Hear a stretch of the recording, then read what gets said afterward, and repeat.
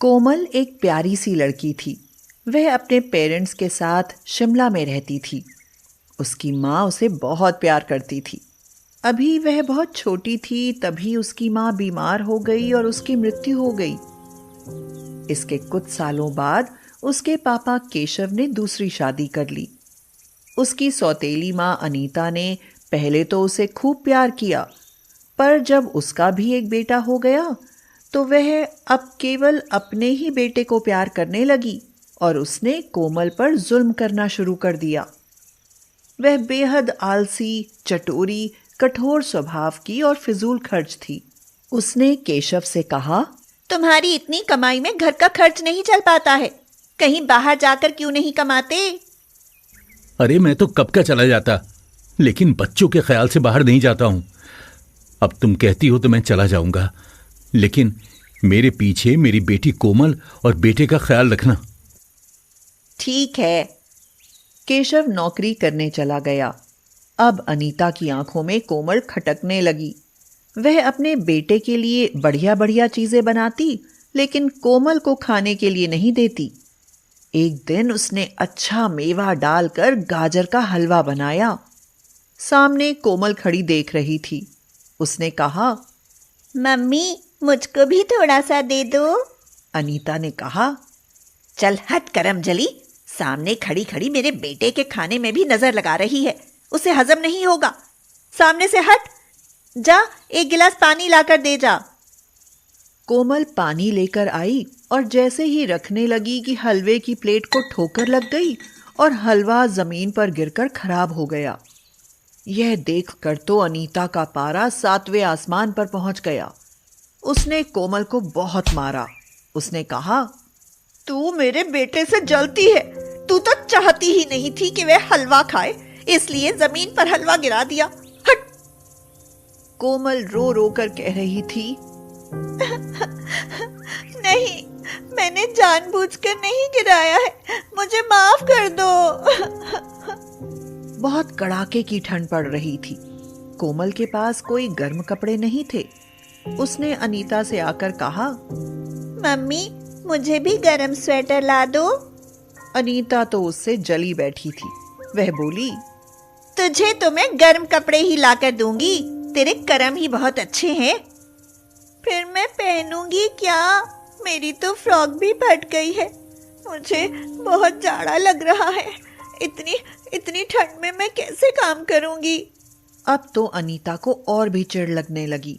वह बोली, तू डंडे के बल पर काम करेगी, जब तेरी कसकर पिटाई होगी ना तब तू दौड़ दौड़ कर काम करेगी, और काम करने के लिए पानी भी अब तुझे ठंडा ही मिलेगा। अनीता गर्म कपड़ों से लैस होकर कंबल ओढ़कर अपने बेटे को लेकर अंगीठी के पास बैठकर आग तापने लगी। उधर कमल रोती जा रही थी और ठंड में कांपते हुए काम कर रही थी। अनीता ने कोमल से कहा, खाना खत्म हो गया है, घर का काम करके बाहर चली जाना, आग तापने के लिए थोड़ी लकड़ियां लानी है। कोमल रोती हुई जंगल में लकड़ी लेने चली गई और देर रात में वापस आ पाई। अनीता ने उसको खाना भी नहीं दिया। अनीता उससे अपना पीछा छुड़ाना चाहती थी। उसने मन में सोचा, केशव के आने से पहले ही मैं इस मनहूस लड़की से अपना पीछा छुड़ा लेती हूँ, फिर कोई ना कोई बहाना बना दूंगी। एक दिन बहुत कड़ाके की ठंड पड़ रही थी। ठंडी हवा चल रही थी, बर्फ भी गिर रही थी। ऐसा लगता था जैसे कोई बर्फीला तूफान आया हुआ है। अनीता कोमल से बोली, आज गोलू बेटे का मन सेब खाने को हो रहा है, तुम जंगल में चली जाओ और अच्छे अच्छे सेब ले आओ, देखना किसी न किसी पेड़ पर लगे हुए मिल ही जाएंगे। ऐसा कहकर उसने कोमल को टोकरी थमा दी। मम्मी, इस समय तो सेबों का सीजन भी नहीं है, सेब के पेड़ों पर तो पतझड़ आया हुआ है, पेड़ ठूंठ की तरह खड़े हुए हैं, फिर सेब कहाँ मिलेंगे? अनीता भी इस बात को अच्छी तरह से जानती थी, लेकिन उसने कोमल के 2-3 थप्पड़ मारे और गुस्से में भरते हुए बोली, काम चोर कहीं की, बहाने बनाती है, घर बैठे ही तुझे पता चल गया कि पेड़ों में कुछ नहीं लगा है। अब जा चुपचाप टोकरी पकड़, सेब नहीं लाई तो मैं तुझे मार डालूंगी, समझी? कोमल डर गई डलिया लेकर वह घर से बाहर निकल गई और पहाड़ के जंगल में चल दी। ठंड से कांपती, तेज हवाओं और बर्फ से घिरी वह जोर जोर से रोने लगी।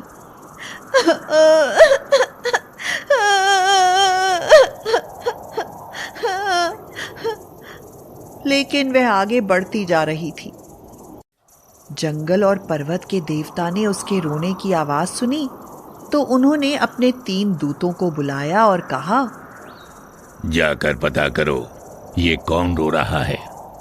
हमारे यहाँ आकर किसी को परेशान होने की जरूरत नहीं है, उसकी मदद करो, जाओ जल्दी से। 3 दूत, जो वास्तव में 3 मौसम थे, वे वहां से चल दिए। वे तीनों मौसम आदमी का भेष बनाकर बैठ गए और आग जलाकर आग तापने लगे। तभी भटकती हुई कोमल वहां जा पहुंची और बोली, अंकल, क्या आपको पता है यहाँ कहीं किसी पेड़ पर सेब लगे हैं? उन्होंने कोमल को पास बुलाकर कहा, हाँ बेटी, पहले तुम थोड़ा आग ताप लो। अरे तुम तो ठंड से कांप रही हो, तुम्हारे शरीर पर तो गर्म कपड़े भी नहीं हैं।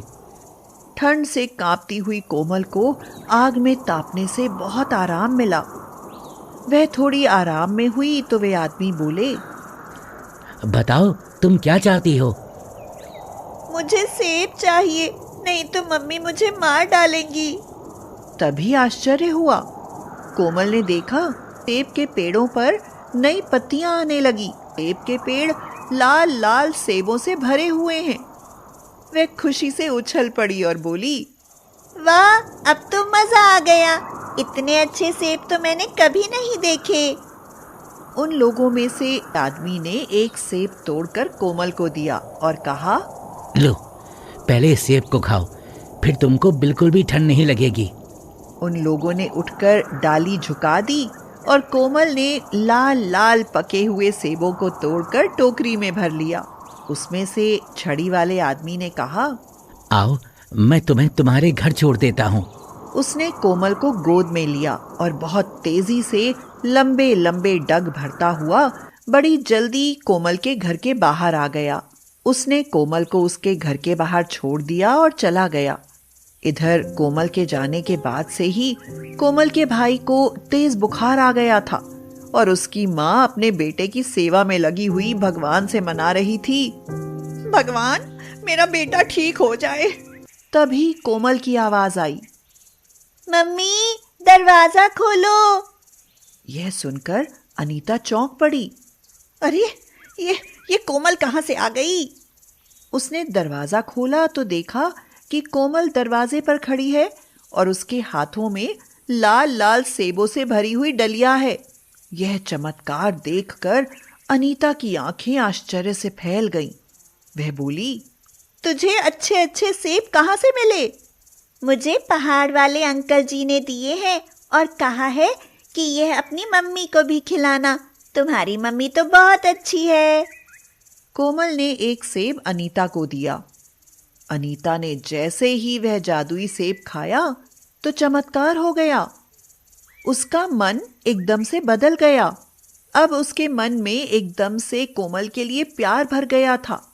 वह बोली, अरे यह तो बहुत स्वादिष्ट है, ऐसा सेब तो मैंने कभी नहीं खाया था।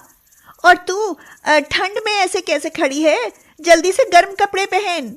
उसने झटपट अंदर जाकर गर्म कपड़े लाकर कोमल को पहनाए और उसे गोद में लाकर आग के पास तापने के लिए बिठाया। कोमल ने एक सेब अपने भाई को खाने के लिए दिया। उसने जैसे ही सेब खाया वह उठकर बैठ गया और खेलने लगा। उसे ठंड लग गई थी, लेकिन वह जादुई सेब खाकर ठीक हो गया। अब अनीता कोमल को बहुत ज्यादा प्यार करती थी। थोड़े ही दिनों में खूब ढेर सारे रुपए कमाकर केशव भी आ गया। अब पूरी फैमिली बड़े आराम से रहने लगी।